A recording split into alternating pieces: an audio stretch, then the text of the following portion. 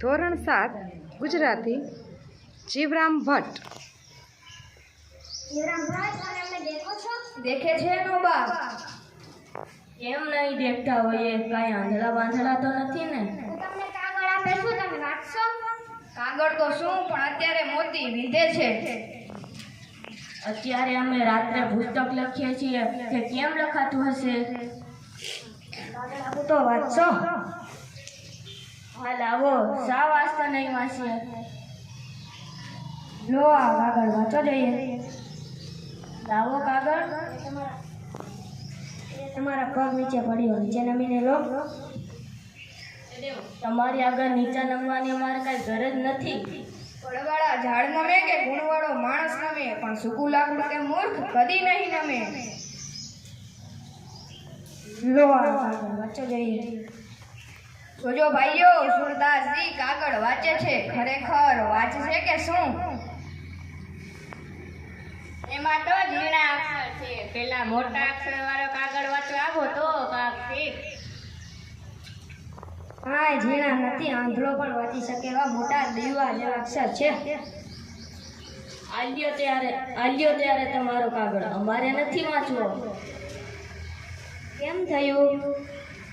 તમે કહો છો કે આંધળો પણ વાંચી શકે એવા અક્ષર છે, અમે કાંઈ આંધળા નથી, દેખતો વાંચી શકે હોય એવા અક્ષર વાળો કાગળ લાવો તો અમે વાંચીએ। જીવરામ ભટ્ટ આ કેટલા અંક છે કહો જોઈએ? કહીએ તો તમે શું આપો? દાખલી યાદી આપી છે ને હવે બીજું શું આપે? તમે કેમ શકતા હોય તો અત્યારે કહો। એમાં શું કહેવું? 5 છે। જૂઠા પડ્યા, જૂઠા પડ્યા। સી રીતે જૂઠા પડ્યા? અભિમાન નંત્રે પાસે જોડી ભૂલ, તો પણ તેની જીભથી કદી નહીં કરે કબૂલ। 3 આંગળીઓ ઊભી રાખી 2 આંગળીઓ વાળી પૂછ્યું હતું મેં। અમે ત્યારે એ જ કહ્યું ને કે ઊભી 3 દીઠી અને વાળેલી 2 દીઠી, કુલ મળીને 5 દીઠી ને। મારું આ કેટલી આંગળી છે કહો જોઈએ? 1 2 3 ને 4 છે। જૂઠા પડ્યા, જૂઠા પડ્યા। સી રીતે જૂઠા પડ્યા? અમે કદી જૂઠા પડીએ જ નહીં। વાચડા કદી બંધાય જ નહીં, તે ગમે તે રસ્તે થઈને નીકળી જ જાય। હવે જીવરામ ભટ્ટ સંકડાસમાં આવ્યા, હવે છૂટી શકે એવો રસ્તો મને લાગતો જ નથી। 100 રૂપિયાની હોડ પર જો અમે જૂઠા ઠરીએ તો તારે અમને 100 રૂપિયા આપવાના, અને જો તું જૂઠો ઠરે, હું જૂઠો ઠરું તો અમારે તને 100 રૂપિયા આપવાના। જાદુગર સાથા ને વાચાડ સાથા અમે હોડ કરીએ જ નહીં, કહ્યું છે કે તેની પાસે ઘણી યુક્તિ હોય છે।